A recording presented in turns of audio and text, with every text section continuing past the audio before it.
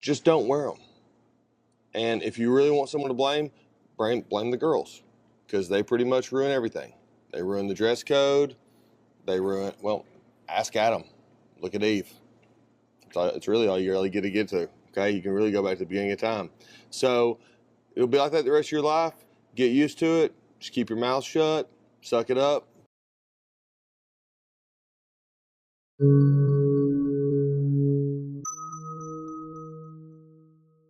And one day I got dress coded because I was wearing a tank top. The tank top was dress code, but in the back you could see about this much of like my bra strap. Rule is that no undergarments can be showing, meaning underwear, bras, bra straps, like any kind like thing like that.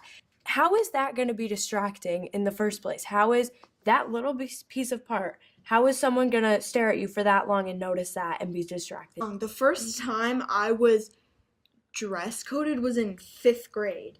Yeah, that's when your body starts to change. That's a whole nother thing you have to deal with. What the dress code does to help overall, not necessarily with the individuality of the student, but more along the lines of not creating distractions, I guess, by trying to stay consistent.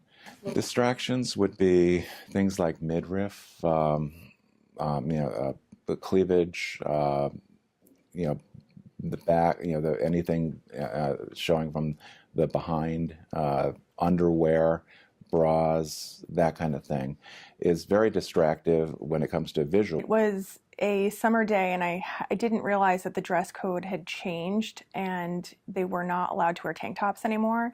And she had come to school with, a wide strap, kind of blousey tank top, and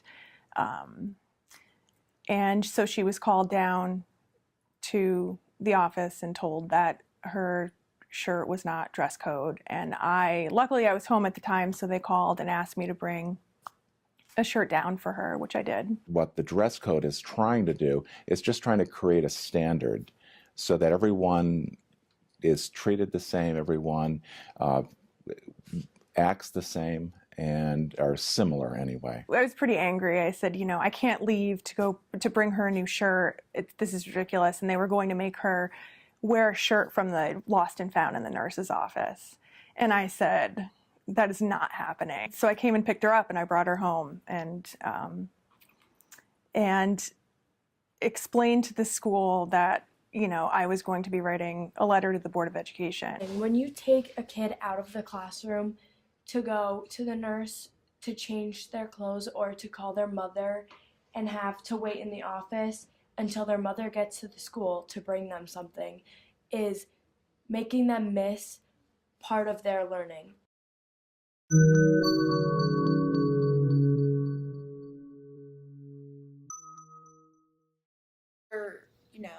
You're thinking of, a stereotype that, like Owen said, that, men can't control themselves. And I think that's showing how little faith that some people can have in male students.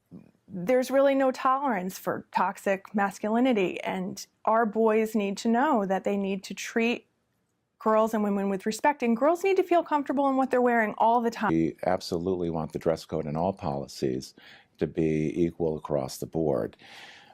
I did look at the guidelines when I read this question ahead of time, and of the 10 guidelines, 8 of them could pertain to both, whether it be muscle shirts or whether it be various types of clothing or articles that you can wear. One was specifically for females, one was specifically for males.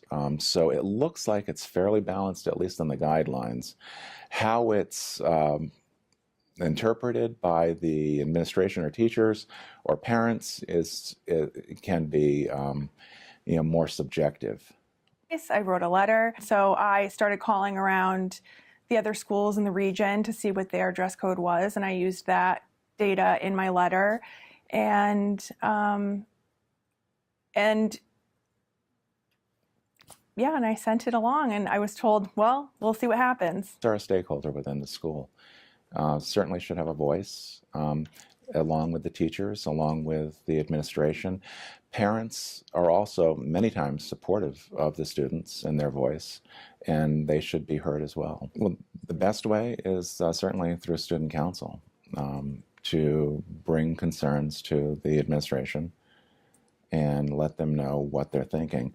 Administration, then, it's their responsibility to bring a policy to the Board of Education to approve or not approve. We look at their feedback, their input into that policy, and that's how we make our decisions.